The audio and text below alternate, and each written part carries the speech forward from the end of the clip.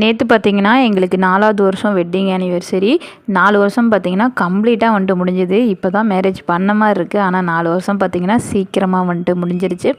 Morning வந்துட்டு கோவிலுக்கு தான் வந்துட்டு வந்திருந்தோம். சாமிக்கெலாம் பூ வாங்கிட்டு நானும் பூவெல்லாம் வாங்கி அப்படியே வச்சுட்டு கோயிலுக்குள்ளே தான் வந்துட்டு வந்திருந்தோம். இந்த கோயிலில் தான் பார்த்திங்கன்னா எங்களுக்கு நிச்சயம் நடந்தது. இந்த கோயிலில் தான் வந்துட்டு சாமி கும்பிட்டு போய் தான் தம்பி வந்துட்டு பிறந்தான். நிறைய நல்ல வைப்ரேஷன் பார்த்திங்கன்னா இந்த கோவிலில் இருக்குது. அதனால் இந்த கோயிலுக்கு தான் நாங்கள் எப்போவுமே வந்துட்டு வருவோம். அப்புறம் பார்த்திங்கன்னா மதியம் வந்துட்டு வீட்டில் வந்துட்டு சிக்கன் பிரியாணி தான் வந்துட்டு செஞ்சுருந்தேன். நார்மல் டேஸாகவே நம்ம அடிக்கடி பிரியாணி செய்வோம். இது வேறு வெட்டிங் ஆனிவர்சரி ஆச்சு, நம்மளே சிக்கன் பிரியாணி செஞ்சுருவோம், ஏன் கடையில் வாங்கணும் அப்படின்னு சொல்லிட்டு வீட்டிலேயே வந்துட்டு செஞ்சுட்டேன். ரெகுலராக சொல்கிற மாதிரி சிக்கன் பிரியாணி, முட்டை 65 தான் வந்துட்டு செஞ்சுருந்தோம். செஞ்சு சாப்பிட்டு நிம்மதியாக தூங்கி எழுந்திரிச்சு ஈவினிங் போல் அம்மா வீட்டுக்கு தான் வந்துட்டு போயிருந்தோம். போய் வந்துட்டு ஒரு காஃபி வந்துட்டு குடிச்சாச்சு.